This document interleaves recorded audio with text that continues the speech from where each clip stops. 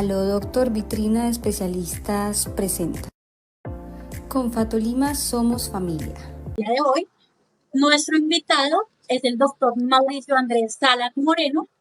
Él es médico cirujano de la Universidad de Caldas, especialista en geriatría clínica de la Universidad Nacional de Colombia, es especialista en gerencia de servicios de salud de la Universidad Cooperativa de Colombia también. Y tenemos un tema muy importante hoy, y más que todo en estos tiempos de pandemia, porque realmente hay cierta población que se encuentra en riesgo, más que las otras, claramente todos estamos en riesgo, pero hay una población que debemos prestarle mayor atención. Entonces, les cuento un poco sobre lo que vamos a hablar y es, según la OMS, las personas de 60 a 74 años son consideradas de edad avanzada. De 75 a 90 son viejas o son ancianas. Y las que sobrepasan a los 90 se les denomina grandes o longevos. Entonces, todo individuo que en este momento haya acabado de cumplir los 60 o tenga más de 60 ya hace parte, de la población de los adultos mayores. Entonces, a todos estos o a todas las personas que convivan con adultos mayores, bienvenidos a esta charla, porque van a aprender cómo cuidarlos, cómo cuidarnos como adultos mayores, a los que lo son, y muchas cosas interesantes. Entonces, hay otro tema, bueno, ya para empezar en materia, y es eh, cómo es el tema de los cuidados con los adultos mayores. Hoy en día hay un riesgo más alto por el coronavirus, y todo es porque el organismo de estas personas está generando grandes cambios. Llega la incontinencia, la pérdida de peso y la depresión. Hay temas muy fuertes que están pasando en este momento y nos tenemos que cuidar de todo esto. Por eso mismo, bienvenido, doctor Mauricio Andrés Salazar. ¿Cómo estás? María Alejandra, gracias. Muy buenas noches. ¿Cómo están? Y bueno, espero que, bueno, estamos aquí para charlar un rato sobre el tema que más me gusta a mí, que es las personas mayores. Y bueno, este tema hoy en día se ha tornado muy importante, digamos, como por cosas adicionales como la situación que estamos viviendo de la pandemia, ¿no, María Alejandra? Pues son personas que se han visto bastante afectadas por la situación. Así es. Entonces vamos a empezar con una pregunta que sé que nos llega a todos, por nuestros papás, por nuestros abuelos y demás, y es, en esta época de pandemia, ¿qué recomendaciones le das a los adultos mayores para protegerse contra el COVID? Bueno, María Alejandra, básicamente digamos que el distanciamiento social es lo más importante, definitivamente, y todas las medidas de protección que podamos tener pues a la mano hay que utilizarlas. Es decir, nuestras personas mayores, desafortunadamente en ese momento, pues tienen que buscar la manera de estar también aisladas, ¿sí? Lo más que se pueda. Y obviamente las medidas que se han venido promocionando desde el principio de la pandemia, el lavado de manos permanentemente, el uso permanente del tapabocas, el uso de alcohol en las manos para limpiarse y mantener el distanciamiento por lo menos de 1,5 a 2 metros entre personas, tratar de evitar las aglomeraciones, tratar de evitar las multitudes, ¿cierto? Y bueno, yo sé que el tema del aislamiento pues es algo que afecta bastante a todo el mundo, pero en especial a las personas mayores, sobre todo porque históricamente las personas mayores se han ido como quedando un poco solas o las hemos muchas veces ido dejando como un poco solas en la medida en que va pasando el tiempo. Y no es, digamos, muchas veces solo la situación de que se vayan, de que las vayamos dejando, sino de que las mismas circunstancias y el entorno ha llevado a que las personas mayores se vayan aislando. Digamos que en algún momento leí en algún libro de que la vejez es una etapa de aislamiento y de soledad, desafortunadamente, ¿no? Pero pues nada, tenemos que tener la posibilidad de cambiar eso también un poco. La pregunta puntual, aislamiento, evitar el contacto con personas que tengan contagio, evitar el contacto con la mayoría de las personas porque podemos estar contagiados y no saberlo, ¿cierto? Y las medidas que se han venido promocionando previamente, María Alejandra. Bueno, perfecto. Doctor, ¿cuál es la razón por lo que más lo consultan a ustedes pacientes? María Alejandra, a ver, digamos que la geriatría es un mundo muy grande, pero hay algo que se llama los síndromes geriátricos, que son los motivos de consulta más frecuentes de las personas mayores. Dentro de esos síndromes geriátricos hay cuatro grandes, los cuatro gigantes de la geriatría, que son el síndrome confusional, es decir, ahí pues entran las demencias, la depresión, el delirium. Están las caídas, es muy frecuente las caídas en las personas mayores, ese es otro de los grandes síndromes de la geriatría. Entonces está la inestabilidad para la marcha y las caídas. Las incontinencias, tanto la incontinencia urinaria como la incontinencia fecal y el inmovilismo, ¿no? Las personas mayores, digamos que pueden ir perdiendo la funcionalidad y se pueden ir quedando limitadas y cada vez más restringidas en su movilidad, entonces van quedando limitadas a la cama. Y últimamente se ha hablado de una condición muy puntual de las personas mayores que no se considera pues como tal. Bueno, algunos estudiosos lo consideran como un síndrome, otros no. Piensan que pues se dice que faltan como criterios para poder considerarlo como un síndrome, que es la fragilidad. La fragilidad hace referencia como a la disminución de la reserva funcional que tienen las personas. Todos tenemos una reserva funcional, ¿sí? Pero en la medida en que se envejece, esa reserva funcional puede ir disminuyendo y aumenta el riesgo de entrar en discapacidad. Eso es lo que se llama fragilidad y digamos que hay varios niveles de fragilidad, que pues cada uno de esos temas es un tema bastante importante y bastante largo, del cual podríamos hacer de cada uno de ellos un programa entero. Y otro motivo de consulta frecuente en las personas mayores es la preocupación de los hijos porque toman muchos medicamentos y es real, ¿no? La polifarmacia, ¿no? También hay situaciones muy frecuentes, digamos, como familiares. Lo social, la problemática social también es frecuente en las personas mayores. Entonces, podríamos como resumirlo en esos grandes síndromes: caídas, inmovilismo, síndrome confusional, incontinencias, la fragilidad y la polifarmacia y la problemática social, ¿no? Que también es a veces frecuente, ¿vale? Ok, perfecto. Por aquí ya nos están empezando a hacer preguntas, entonces ya vamos a entrar en el tema y es cómo se manejan los trastornos de sueño. Ok, bueno, los trastornos del sueño también son algo muy frecuente en las personas mayores. Hay que entender, digamos, que las personas mayores pues pueden tener como un comportamiento del sueño que lo traen desde la juventud, ¿cierto? Todos tenemos diferentes patrones de sueño, algunos son más trasnochadores, otros son más madrugadores, ¿cierto? Pero hay que entrar primero que todo a investigar cuál es la razón por la cual la persona está presentando un cambio, digamos, con el patrón normal que tiene de sueño, ¿sí? Por decir algo, si es una persona que normalmente se acuesta y duerme sin problema toda la noche y se nota algún cambio y de pronto no se puede quedar dormida, presenta insomnio de conciliación o de pronto se queda dormida y después se despierta y no se puede volver a dormir, que es insomnio de reconciliación, o que presentan sueños, digamos, como intermitentes, sueños no reparadores, ¿cierto? Hay que entrar a investigar primero cuál es la razón por la cual se está alterando el sueño y cuál es el trastorno del sueño que se está presentando. Pero digamos que en términos generales hay algo que se llama la higiene del sueño, ¿no? La higiene del sueño, pues son varias recomendaciones. Por ejemplo, se recomienda no tener televisor dentro de la habitación.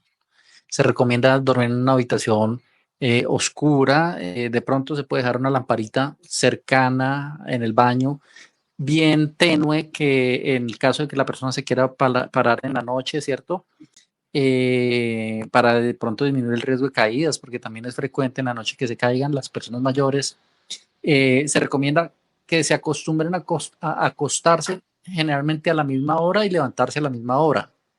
Hay un aforismo que dice que la persona mayor que se acuesta a las 7 de la noche, las 3 de la mañana es la medianoche, perdón, las 11 de la noche es la medianoche y las 3 de la mañana es la madrugada. Y el que se acuesta a las 11 de la noche, las 3 de la mañana es la medianoche y las 7 de la mañana es la madrugada. Entonces, hay que mirar cuál ha sido el comportamiento habitual del sueño de la persona mirar cuáles son los cambios que ha presentado para poder buscar cuáles son las razones por las cuales se están presentando alteraciones del sueño. Y es muy importante, la queja del sueño es muy importante porque generalmente cuando se va a desencadenar algún problema de depresión o de ansiedad, la persona casi siempre lo primero que empieza a manifestar es alguna alteración en el sueño, ¿no? Entonces, esas son algunas de las recomendaciones de la higiene del sueño. Lo otro es evitar los ruidos, ¿cierto? Evitar tomar licor, alcohol antes de acostarse. Mucha gente cree que tomándose un trago de alcohol va a mejorar o va a poder dormir mejor y no es cierto. Tomarse más bien de pronto un poquitico de leche caliente puede ser mejor. Evitar darse un baño, a veces ese baño lo que hace es que despierta más a la persona. Evitar de pronto, aunque puede haber un baño relajante, pues con anticipación suficiente, ¿cierto? Y lo otro es, se recomienda que si la persona no puede dormir, se levante de su cama y se ponga a hacer algo que no tenga sentido. Por ejemplo, leer el directorio telefónico. Algo que no tenga ningún sentido. No algo que genere más atención, como ponerse a leer un libro o ver una televisión o escuchar algo que genere atención. Eso no, porque eso al contrario puede afectar más el sueño, ¿no? La capacidad de generar sueño. Doctor, ¿qué tan buenas son las siestas que se hacen de mediodía o de la tarde? Eso sí es bueno, Bueno, para... esa es otra de las recomendaciones dentro de la higiene del sueño que se me había olvidado comentarles. Sí, realmente se pueden dormir las siestas. Lo recomendable es que no sean más de 45 minutos en el día, ¿listo? Porque obviamente si la persona empieza a dormir de día, pues va a invertir el patrón de sueño y va a empezar a tener problemas para dormir en la noche. Entonces, si va a dormir en el día, que no sean más de 45 minutos de día. Y lo otro es, hay algunas condiciones como el delirium que se caracteriza porque tiene inversión del ciclo de sueño-vigilia, es decir, empiezan a dormir más de día que de noche, o no duermen ni de día ni de noche, o el otro trastorno que también es un trastorno importante es la hipersomnia, que duermen demasiado tanto de día como de noche. Entonces, esa es una de las características, de las cosas que caracterizan caracterizan al delirium, ¿no? Los trastornos del sueño. Entonces, Ok, es muy importante ver si, si se presenta algún trastorno del sueño, qué es lo que está sucediendo con esa persona. y también estructurar los horarios, ¿no? Si de pronto van a hacer una siesta, que intentar que la siesta sea de 12 a tal hora, acostarse en ciertas horas del día, así digamos que se van acostumbrando mentalmente y físicamente, ¿no? Sí, y también se recomienda evitar las bebidas estimulantes, ¿no? La cafeína, por ejemplo, en la noche. Hay personas que son muy sensibles a la cafeína y después de determinada hora no es bueno tomarla porque no pueden dormir después, ¿no? Eso también es muy importante. Doctor, bueno, como estamos empezando a entrar en materia en la parte de geriatría, ¿cuál es la diferencia entre geriatría y gerontología? Gerontología, listo, ya. Digamos que el, a los geriatras también nos llaman gerontólogos clínicos, ¿sí? Pero hay una diferencia grande entre la geriatría y la gerontología. La gerontología es el estudio del envejecimiento, de los procesos, de todos los procesos de envejecimiento. Entonces ahí entra la gerontología social, la psicología gerontológica, la biología del envejecimiento, todos esos procesos que son la sociología, por ejemplo, del envejecimiento, todo eso hace parte del estudio de la gerontología. La geriatría es específicamente la parte de la rama de la medicina que estudia las enfermedades de las personas mayores. Entonces, una diferencia grande es que para ser gerontólogo no se necesita ser médico. Para ser geriatra hay que hacer primero estudiar medicina y después especializarse en las enfermedades de las personas mayores. ¿Listo? Yo podría ser también médico y gerontólogo, de hecho los hay. Hay médicos que después estudian gerontología, pero es como el médico que también estudia psicología o que estudia otra carrera, ¿no? Estudia derecho, por ejemplo. Eh, y digamos que si hacemos como una analogía, podríamos hablar de la geriatría frente a la gerontología, como se habla de la psiquiatría frente a la psicología, por ejemplo. Para ser psicólogo no se necesita ser médico, pero se puede ser psicólogo después de haber estudiado medicina también. Se puede estudiar medicina y psicología, ¿no? Ok, Sí, gracias, Doc. con gusto. Ahora nos están preguntando acá, María Victoria, en los dolores musculares, ¿qué aconseja para la fibromialgia? Estoy Bueno, como, la fibromialgia, la fibromialgia es un tema bien complejo, ¿no? Es decir, primero que todo, tiene un componente importante desde el punto de vista emocional, ¿sí? Generalmente la persona cuando sufre de fibromialgia pues tiene que ver qué está pasando en la parte emocional, es muy importante. Y digamos que el manejo también es bien complejo porque pues uno intenta con varios medicamentos y a veces es difícil, no resulta tan fácil la respuesta a los pacientes si no se mira bien como esa parte que lo está ocasionando, que es la parte emocional, muy seguramente. Eh, Hay varios medicamentos que pueden utilizarse en la fibromialgia. Se recomienda mucho algunos que son como los antidepresivos tricíclicos, por ejemplo, pueden ser útiles como la nortriptilina, la amitriptilina. Claro que realmente en las personas mayores uno trata de evitar el uso de amitriptilina porque tiene otros problemas, ¿no? Puede producir caídas, puede producir incontinencia, puede producir arritmias cardíacas, puede producir desorientación. Entonces tiene que ser bajo la guía de un médico, primero que todo. Y segundo, hay otros medicamentos, ¿no? Por ejemplo, la duloxetina, que se utiliza como antidepresivo, pero también se utiliza en el manejo del dolor, ¿no? Y bueno, hay varios medicamentos que pueden utilizarse, pero tiene que de base revisar qué es lo que está pasando en la parte emocional también. No te estoy escuchando, María Alejandra, le quitaste el micrófono. Ahora sí, qué sí. pena. Sí. Aquí nos pregunta Gloria Amparo si es cierto que una artrosis los médicos la pueden confundir con fibromialgia. Lo que pasa es que la fibromialgia produce dolor en diferentes partes del cuerpo, ¿no? Puede producirlo, por ejemplo, en los hombros, en la espalda, en las piernas, ¿sí? En los tobillos. Es decir, hay varios puntos donde se produce el dolor en la fibromialgia. Generalmente la fibromialgia, el dolor es simétrico, es a ambos lados, en la cabeza, en el cuello, en los hombros. Y se puede diferenciar de la artrosis en que en la artrosis generalmente es compromiso de una articulación, puede haber compromiso de varias articulaciones. Generalmente la articulación más comprometida en la artrosis es las articulaciones grandes, las rodillas, las caderas, los hombros. Y generalmente en la artrosis se siente que la articulación al moverse puede crepitar, ¿no? Puede sonar la artrosis básicamente es el deterioro del cartílago que hay en la articulación, lo que permite que haya este movimiento entre una articulación y la otra. ¿Sí? Supongamos que esta es una articulación, esta es la otra, y aquí sobre los huesitos hay cartílago y eso lo que permite es acolchona y permite el movimiento. Y ese cartílago se desgasta, entonces puede producirse dolor y puede producir limitación del movimiento. Y suena, ¿no? Crepita. La fibromialgia no necesariamente, la fibromialgia es más muscular, ¿no? Se siente como más muscular. Doctor, hay un tema ahorita y es que bueno, según estudios, más del 60% de las personas de más de 60 años están teniendo temas fuertes de depresión. ¿Con qué? Entonces, Perdón, María Alejandra, no escuché.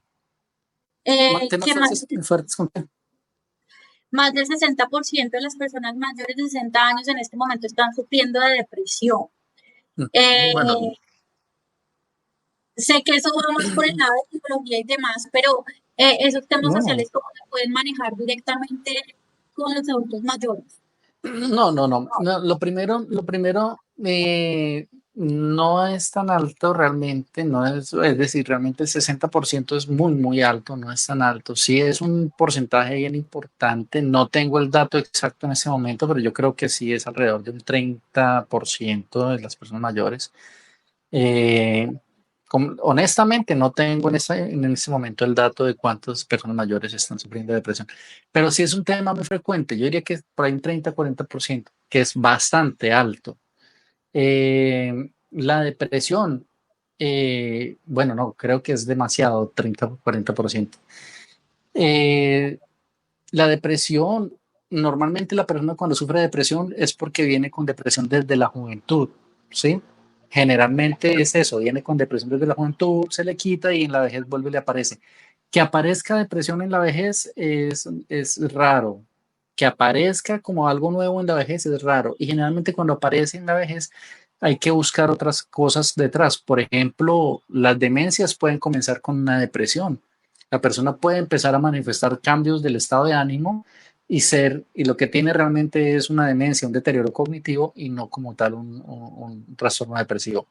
Y hay que tener en cuenta que de todas maneras los trastornos depresivos pues también están muy relacionados con los cambios de la corteza cerebral, obviamente, ¿no? Y de cambios de los neurotransmisores que hay, que se producen en el cerebro y que pues, son los que permiten, digamos, con el funcionamiento normal del cerebro.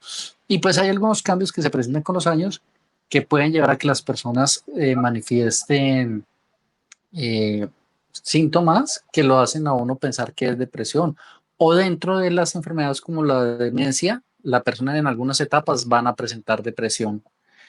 O puede ser incluso, como les digo, la manifestación inicial de la demencia, por ejemplo. Entonces es bien importante ponerle cuidado a la depresión. Ahora, lo otro es que también hay situaciones externas que desencadenan depresión. Es normal que sintamos tristeza muchas veces, es normal que nos sintamos aburridos, deprimidos, puede pasarnos, pero lo que no es normal es que eso persista en el tiempo y que no mejore, ¿listo? Entonces ahí es donde tenemos que buscar ayuda. Mm, Tengamos en cuenta que lo que le digo, muchas veces la primera manifestación de una demencia puede ser una depresión. Ok, gracias, doctor. Bueno, eso Y, lo estuve. perdón, María Alejandra, perdóname, y Ah, hay que tener en cuenta otra cosa. Y es que también la depresión en las personas mayores muchas veces manifiesta de forma atípica. Como todo en las personas mayores puede ser atípico. Por ejemplo, la persona mayor puede no sentir tristeza, pero empieza a perder peso, a no querer comer, a no querer salir, pero en ningún momento siente tristeza ni llora, ¿sí? Y uno va y habla con la persona y se da cuenta que realmente en el fondo lo que tiene es una depresión. Y muchas veces pero mi mamá está perdiendo peso, mi papá está perdiendo peso, ¿por qué está perdiendo peso? No está comiendo bien. Bueno, hay muchas formas de manifestarse de manera atípica. También puede pasar lo contrario, que comen demasiado. ¿Ven? Entonces, hay trastornos de la alimentación, trastornos del comportamiento, trastornos del sueño, lo hablábamos al principio, muchas veces las personas también se les altera el sueño cuando van a empezar una depresión. Entonces, es atípica la presentación de la enfermedad en la persona mayor, sin embargo, pues también presentan síntomas depresivos muchos, ¿no? aquí, ya que estamos hablando del tema de alimentación, nos están preguntando varias personas, entre ellas Oscar Quintero y Sandra Mantilla, nos están preguntando qué tipo de ejercicios y qué cantidad de ejercicio deben hacer este tipo de personas. Oscar y Sandra, bueno, y a todos, ¿cómo están? Buenas tardes. A ver, les cuento, realmente el ejercicio es lo más importante. La buena alimentación y el ejercicio es lo más importante. ¿Listo? La fragilidad precisamente es una enfermedad que se previene y se trata a través del ejercicio. Cuando uno habla de fragilidad en las personas mayores, lo que se debe prescribir, así como se prescribe en una fórmula medicamentos para la depresión o para la tensión alta o para la diabetes, se debe prescribir el ejercicio. Y los ejercicios se deben prescribir de acuerdo a la condición de cada una de las personas mayores. Ahí podemos clasificar a las personas mayores en cuatro grupos grandes, ¿sí? Digamos que hay un grupo que son los sanos, los pacientes sanos, en donde se debe hacer un trabajo muy preventivo, las personas mayores sanas, que es la mayoría, realmente es el 83% de las personas mayores son completamente sanas. Nosotros tendemos a pensar que por estar viejo la gente se enferma y no es así. Al contrario, la mayoría de las personas mayores son sanas. Obviamente sí es más frecuente que uno tenga tendencia a enfermarse en la medida en que envejece, pero no es que todos los mayores estén enfermos. En esas personas sanas se puede recomendar hacer ejercicio aeróbico importante, caminar, nadar, montar bicicleta, ¿sí? Y es muy importante también hacer algunos ejercicios que generen resistencia, levantar algunas pesas, bueno, cosas que generen resistencia, elasticidad también, ejercicios de elasticidad, estiramientos y todo ojalá, digamos, como guiado por alguien que sepa del tema del ejercicio. Hay otro grupo de personas que son las personas enfermas, es decir, estos sanos que en algún momento sufren algún proceso que los enferma, necesitan una hospitalización, por ejemplo, por una neumonía, una infección, bueno, cualquier razón. Y dependiendo, digamos, como de la condición clínica, por ejemplo, si sufre un infarto, puede entrar en un programa de rehabilitación cardíaca, ¿sí? O una falla cardíaca, puede entrar en un programa de rehabilitación cardíaca, un problema pulmonar, en un programa de rehabilitación pulmonar. Entonces, tiene que ser enfocado el ejercicio de acuerdo a la situación de cada quien. Y hay otros pacientes que son los frágiles, que son estos que les comentaba, que tienen tendencia a entrar en discapacidad, y los más graves, los que ya entran en discapacidad, es el que se llama paciente geriátrico. Entonces son esos 4 grupos grandes. Sandra y Oscar y todos, bueno, en general, pero para que inicien esta pregunta, los frágiles requieren mucho ejercicio de resistencia, mucho fortalecimiento, darles muy buena cantidad de proteína, obviamente guiado, porque algunos pueden tener problemas renales que no les permite tener una, digamos, como consumir la misma cantidad de proteínas que otras personas, pero sí se les puede recomendar cosas como comer pollo, huevo. El pollo es muy amigo de las personas mayores, ¿no? El huevo también. Entonces, proteínas de otro tipo, proteínas de tipo vegetal, como proteína de soya, y muchos ejercicios de fortalecimiento en estas personas.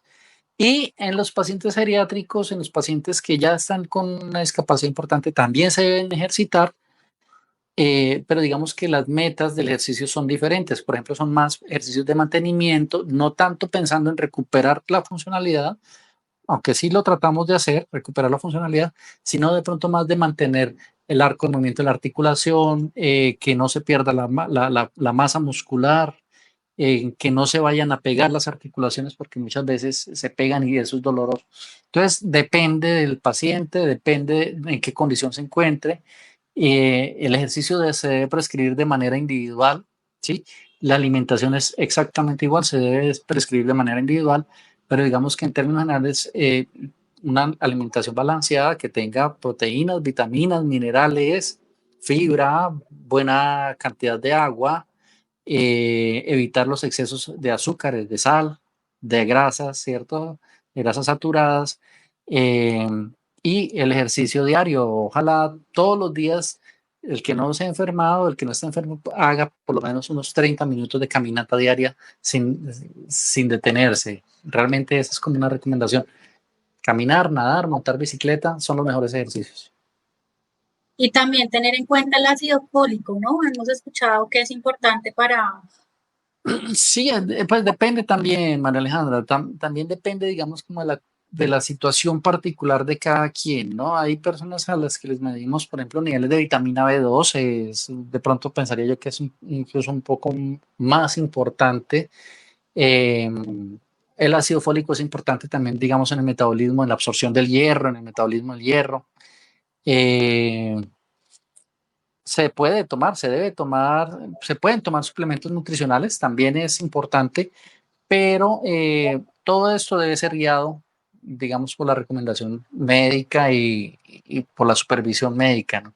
No es tomar por tomar medicamentos, no es que todo el mundo se vaya a dedicar a tomar ácido fólico, todo el mundo a tomar vitamina D, todo el mundo a tomar vitamina C. Mm, Como sin sentido, no, tiene que ser algo guiado y de acuerdo a la condición personal de cada quien. Y bueno, hay unas condiciones que requieren, por ejemplo, suplemento de vitamina B12, de vitamina D, de calcio, de vitamina C, ¿cierto? Y bueno, de todas las vitaminas realmente y de los oligoelementos también.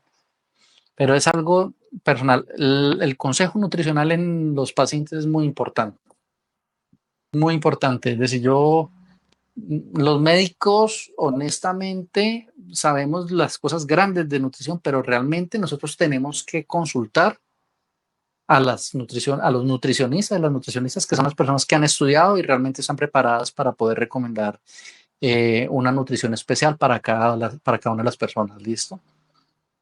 Nosotros podemos dar unos lineamientos grandes, pero hay que consultar a los nutricionistas. Ok, siempre bajo un experto, ¿no?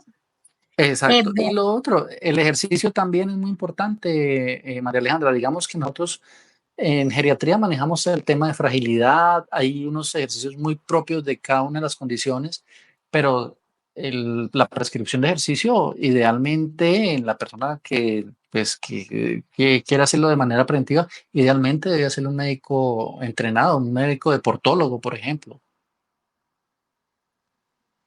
Así es. Bueno, Víctor Hugo Castellano nos está preguntando cómo manejar la sarcopenia y cómo prevenir enfermedades neurodegenerativas. Hola, doctor Víctor Hugo, buenas noches, ¿cómo está? Es un colega muy querido, el doctor Víctor Hugo Castellanos. Mi doctor, pues, a ver, la sarcopenia. La sarcopenia, pues, para de pronto las personas que no conocen el término, hace referencia a la disminución de la masa muscular. Es una situación bien frecuente en las personas mayores también. Digamos que la mejor forma de prevenir la sarcopenia es utilizando los músculos y dando una muy buena suplementación nutricional con proteínas, ¿no? Eh, el ejercicio es lo principal, mi doc. El ejercicio y para todos es lo principal. Lo que no se usa se pierde, ¿no? Entonces, básicamente es ejercicio. Y la sarcopenia está muy asociada a la fragilidad también. Entonces, es muy importante identificarla tempranamente porque eso nos ayuda a identificar qué pacientes pueden entrar en fragilidad. Entonces es bien, bien importante tratar de identificarla. Hay otra cosa, hay un tema muy importante ahí, ya que lo toca el doctor Castellanos, es la sarcopenia, los pacientes que son obesos, muchas veces piensan que por estar gorditos entonces no tienen pérdida de la masa muscular y eso se llama obesidad sarcopénica. Se ven personas gorditas, pero realmente la masa muscular está bien disminuida, se infiltra el músculo con grasa, ¿no? Lo mejor, buena alimentación, ejercicio y el ejercicio ojalá que sea un ejercicio que genere resistencia y que rompa fibra muscular para que se regenere la fibra muscular. Bueno, tenemos por acá una pregunta relacionada con la polifarmacia, que era lo que estaban hablando hace poco. Lady Viviana nos dice que cuál sería la posibilidad de solo, pues, de no darle tanta droga a los adultos mayores, sino lo Mira, necesario. ok, digamos que el tema de la polifarmacia es uno de los temas más importantes que manejamos los geriatras. Para mí es uno de los temas más importantes. Realmente a los médicos en las escuelas de medicina generalmente se les enseña o nos enseñan es a formular medicamentos. Las personas cuando van al médico generalmente lo que hacen es, doctor, formúleme un medicamento y esperan salir de ahí de la consulta siempre con una fórmula de medicamentos y muchas veces los médicos sienten que si no se les está formulando algún medicamento al paciente no se les está haciendo nada. Realmente no es así. Hay unos criterios bien importantes de algunos medicamentos que se deben utilizar y que no se deben utilizar en las personas mayores. Los puede uno buscar, pues obviamente es una herramienta que utilizamos en medicina, que son los criterios de BIRS, por ejemplo, en las personas mayores, o los criterios de Stop-Start, que nos ayudan como a identificar qué medicamentos se deben utilizar, o cuándo se debe iniciar, o cuándo se debe detener un medicamento. Y es muy importante hacer una consulta muy completa. Es decir, la consulta en geriatría generalmente es larga, no es una consulta de 15, 20, 30 minutos, no. Muchas veces nos va una hora, hora y media con un paciente, 2 horas muchas veces. Eh, Tratamos de esculcar o de interrogar bien como los antecedentes y tratamos de identificar bien cuáles son los medicamentos que viene el paciente tomando y empezamos a ver qué medicamentos no tienen una indicación clara. Y cuando vemos que no es clara la indicación del medicamento, ese medicamento se tiene que tratar de descontinuar. Tiene que estar muy clara la indicación del medicamento. También decimos en geriatría que el paciente anciano se le quitan los medicamentos y se mejora. Y suele suceder, muchas veces me llegan pacientes, alguna vez me llegó una paciente como con 29 medicamentos, salió de mi consultorio como con 11 medicamentos y bueno, tuvo una mejoría importante después de eso. También me han interconsultado otros colegas, va uno y los ve, los pacientes con efectos secundarios, reacciones adversas a los medicamentos y uno obviamente les suspende y empiezan a tener un cambio, una mejoría. Lo otro importante es las dosis de los medicamentos en las personas mayores hay que ajustarlas a la persona mayor, a la condición propia, así como sucede en los niños, que los niños tienen dosis más pequeñas, ajustadas por los kilos de peso, así se debe hacer en las personas mayores, de pronto no de manera tan estricta, pero sí hay que ajustar la dosis de los medicamentos.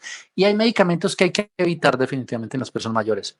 Me llega mucho medicamento que pues eh, llegan formulados por médicos, pero pues que, pues con todo el respeto de mis colegas, de pronto en algún momento lo formularon y de pronto no identificaron que era un medicamento que hay que tener precaución en las personas mayores en ese momento. Lo hacen con la mejor de las intenciones, obviamente, pero cuando nos llegan a la consulta vemos que ese medicamento muchas veces lo que está haciendo es de pronto enfermar más a la persona mayor.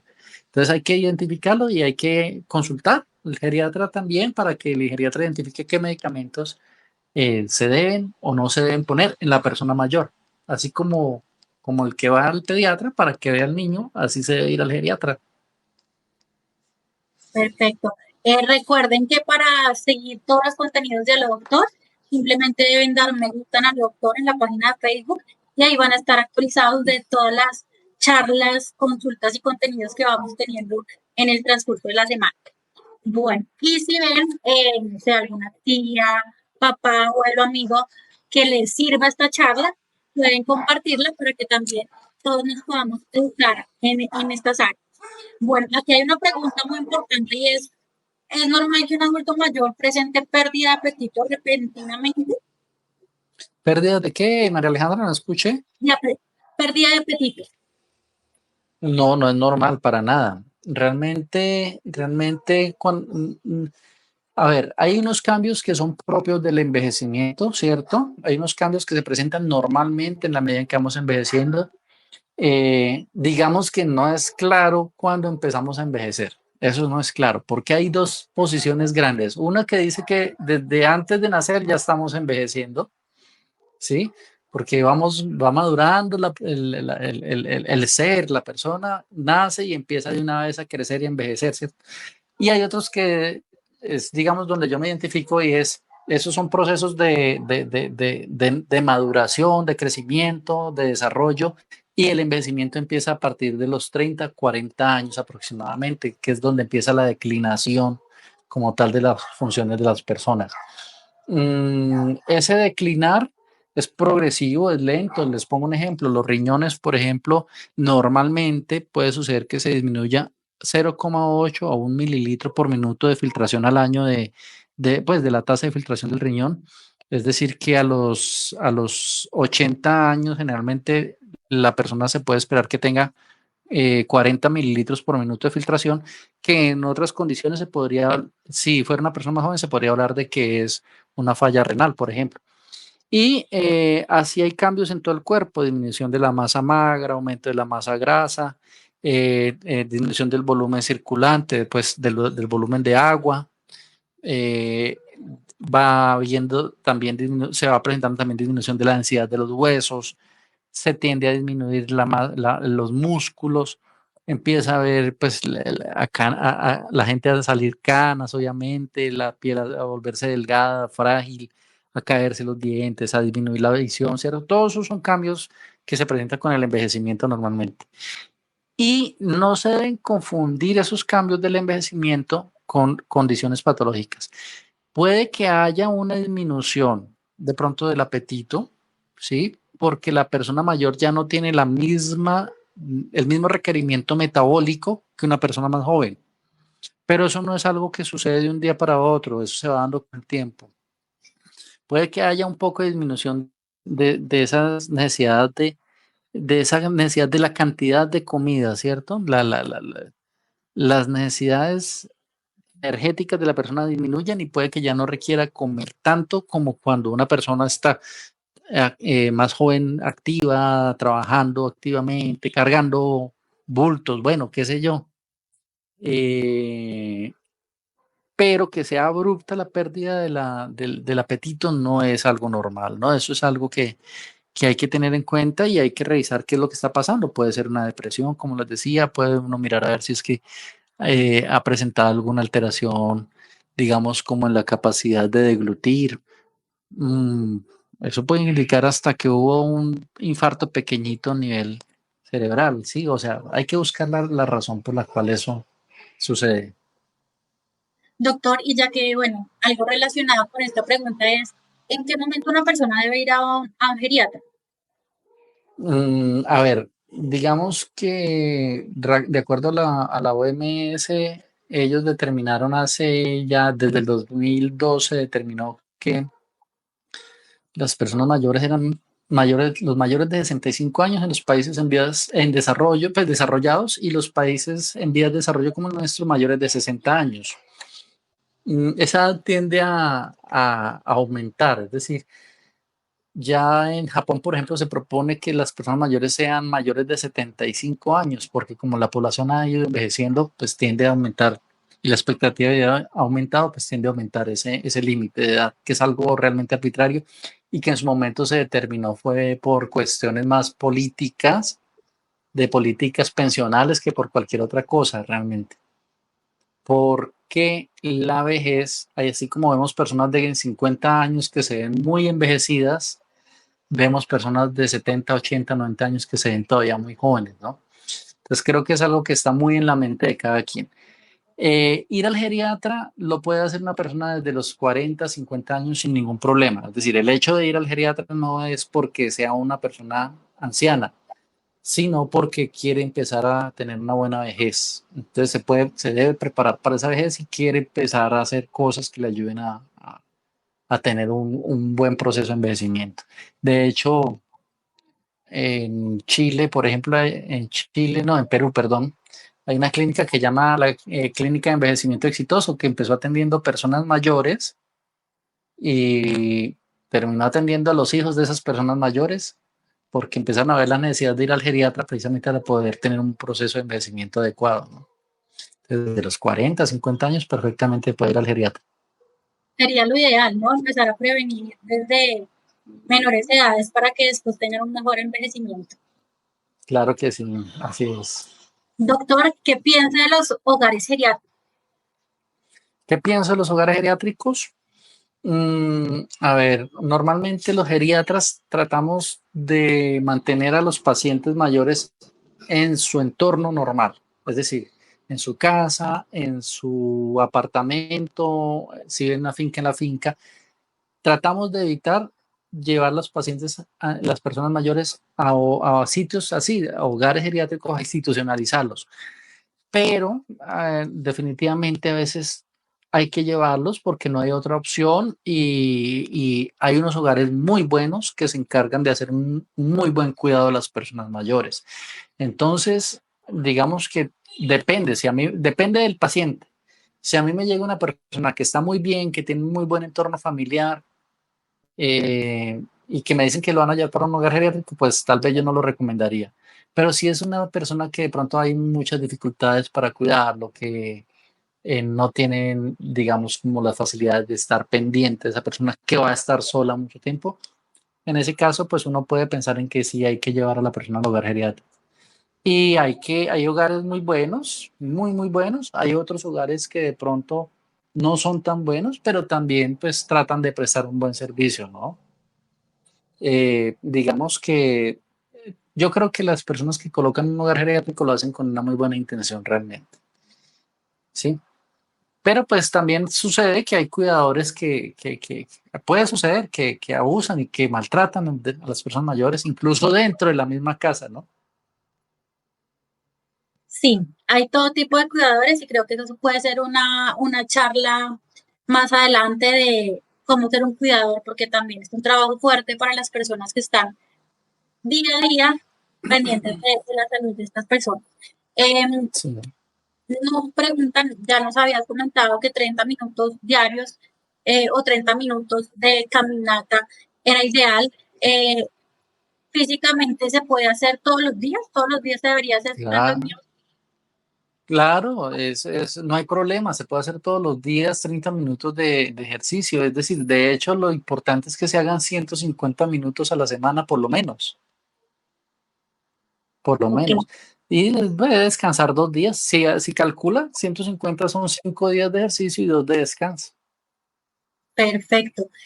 Bueno, y ya para cerrar, que ya estamos a punto de finalizar, la última pregunta que nos da Rafael Cardona, y de hecho es muy importante, muy interesante, y esas actividades que deben hacer los adultos mayores, ya sea para manejo de la memoria, para entretenimiento, para jugar con las personas que están al lado.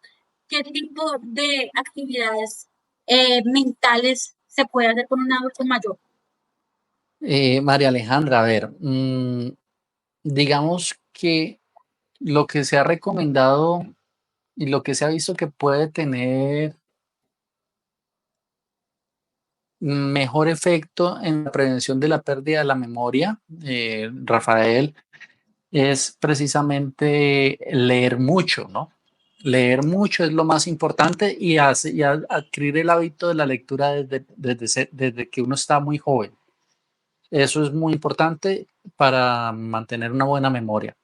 Ejercicios hay muchos ejercicios desde crucigramas, sopas de letras, juegos de mesa. Todos esos ejercicios son muy útiles, sirven mucho, ¿sí? Pero yo pienso que lo más importante es si hay alguna queja de memoria, si hay alguna situación donde uno sienta que es que se le están olvidando las cosas, hay que hacerse ver, hay que hacerse ver ya sea del geriatra, del neurólogo, del psiquiatra y muy importante la valoración de neuropsicología. Eso es muy importante. Sobre todo si tenemos como la sospecha de que alguien está perdiendo la memoria por una demencia o por el comienzo de una demencia. Ojalá desde muy rápido, desde muy temprano lo podamos hacer ver para empezar todo un proceso de rehabilitación cognitiva, ¿sí? Y hay sitios especializados, hay sitios que se encargan de hacer esa rehabilitación cognitiva. Por ejemplo, bueno, aquí está Neuraxis en Ibagué, ¿no? Hay otros sitios, pero Neuraxis, por ejemplo, ahí uno encuentra la valoración psiquiátrica, la valoración neuropsicológica, todo.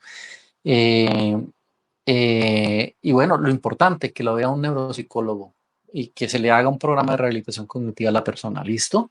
Eso es lo más importante. Ejercicios hay muchos, muchos, muchos, y cualquier cosa que se haga para mantener la mente activa es muy importante.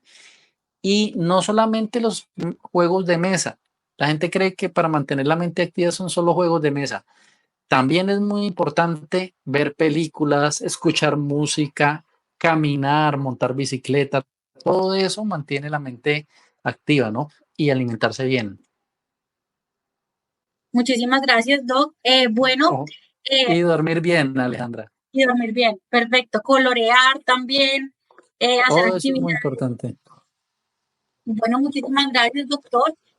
Gracias a todos por acompañarnos.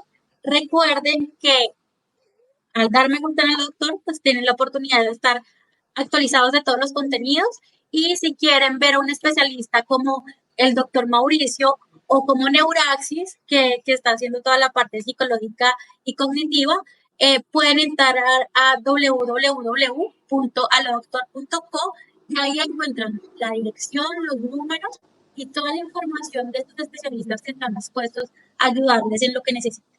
Los invito a que den like en Aló Doctor, den me gusta en Aló Doctor, para que se puedan conectar con los mejores especialistas, para que se puedan conectar con los mejores contenidos educativos en temas de salud y bienestar.